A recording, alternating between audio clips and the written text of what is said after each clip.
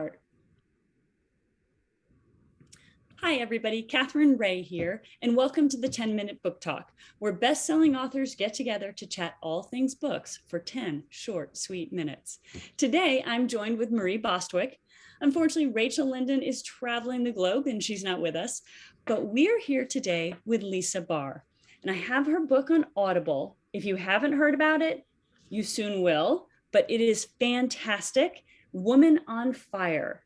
I have to just say right now, New York Times bestseller, shot straight up there right away. Really exciting book. And Lisa, thank you so much for joining us.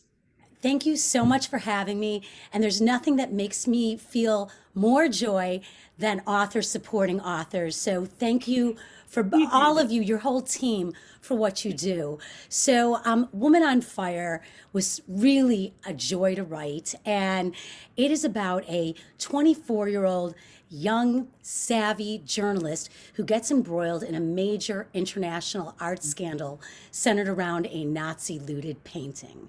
And this book it's kind of a mutt. It's historical fiction, it's contemporary, it's suspense, and it has all the goodies that I love to write and read, art, passion, journalistic pursuits, and strong, fiery women. So this has been a fun ride. I love it. Now, speaking of strong, fiery women, we've heard a rumor that this glorious book is going to be made into a movie. Can you share a little bit about that? Rumor is true. Believe what you Love it. hear in this case.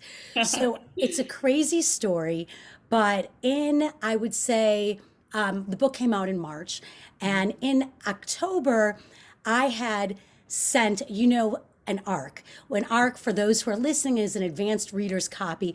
It has all our unedited version right there, and they send it out to get pre-launch buzz.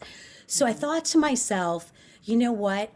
I am just going to send this book out to one celebrity and who I felt really was a woman on fire.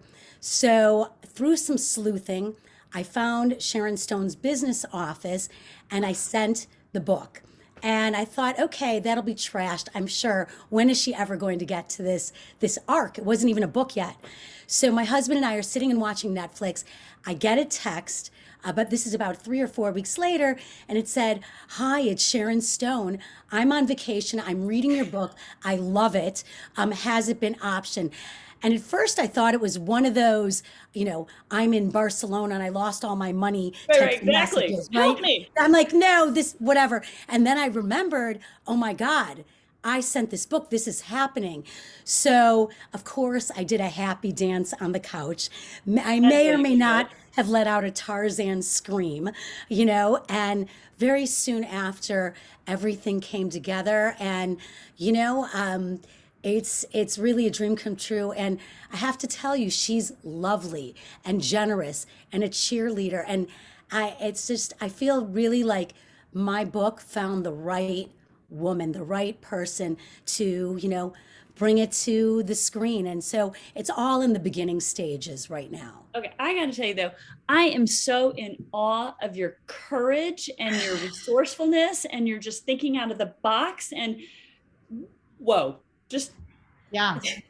I just, I have 3 daughters and I'm always telling them, giving them all my pearls of wisdom.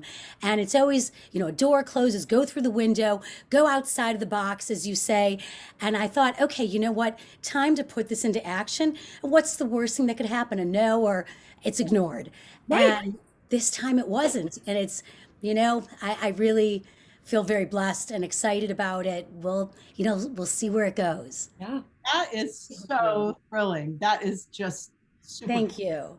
My mother always says, my mother, the sage, always I says, heard about your mother. Yeah, I know, like she's the fount of all wisdom. So, so the sage always says, you miss 100% of the shots you don't take. It's bingo. So true. Bingo. You never lose anything by trying.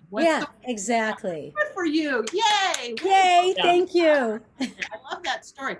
Speaking of stories we love, you have so much going, because as you said, it's got everything. It's like a psychological thriller meets historical fiction. We've got strong women. We've got a Nazi painting, like where did the grain of this idea come from? So, the inspiration was kind of twofold, actually.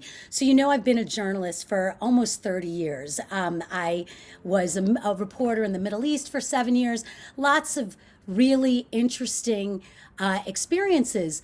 And so this was COVID lockdown.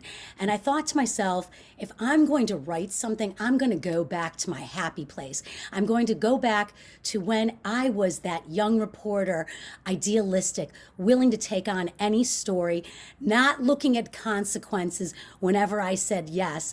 Now I'm seasoned and old and jaded. I would never have done half the stuff I did then, but it's also because I have kids.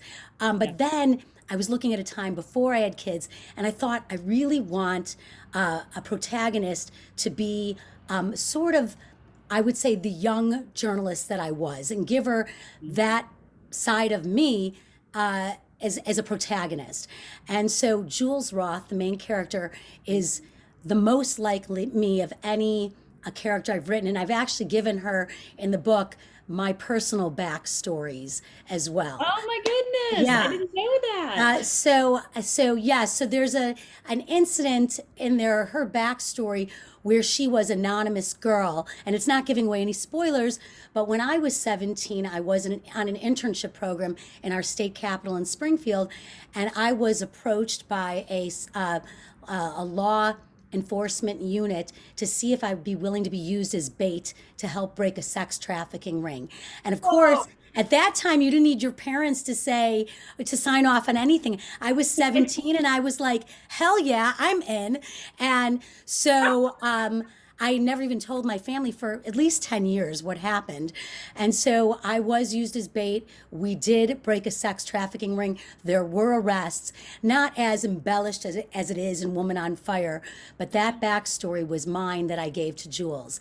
And the other inspiration for this book, as you know, I've been a journalist, and so all my stories, really the nuggets come from a news angle. Mm-hmm. So in 2013, there was this breaking story about a rundown apartment in Munich, Germany, which was filled with 1.5 million paintings worth $1.5 billion. And so anyway, it turns out that this reclusive old man who was harboring all these paintings was the son of Hitler's personal art thief, who died in a car crash in the 70s and bequeathed all these paintings to his reclusive, agoraphobic son. And I thought, wow, I am going to use this as a launch pad, and many of those works are stolen art. And so I'm going to use my journalist, this story, and put those two together, and I'm going to go to town on this. You did go to town on it. That's where it happened, and I kind of wrote the way I am, as I said, a mutt with all the things that I love to write and read in this book. So that's the inspiration. Fabulous. Well, it was a fabulous journey, and I'm thoroughly enjoying it. And I am going to say again that Carlotta Brenton does a beautiful job with the audiobook. If you want to choose audio over print, it's wonderful. She does a great job, and it was a lot of fun.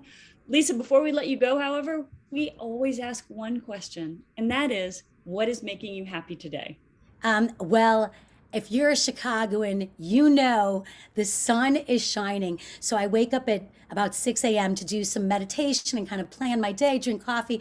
But I went for this just great walk, my favorite music before I got to my computer, butt on the seat to write. I'm working on the next book.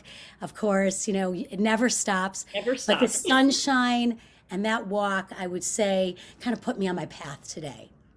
Perfect. That's great. Thank you so much for being here. Thank you for having me. So great. All the best with your book and the movie. Thank you. And I just love your story. This is so Thank fun. you so much. And thanks all of you for everything you do. I really appreciate it. Absolutely. See you next time, 10-minute book talk, people. See you. And, Bye. chat again. Bye-bye. Okay. Bye. Thanks. Bye.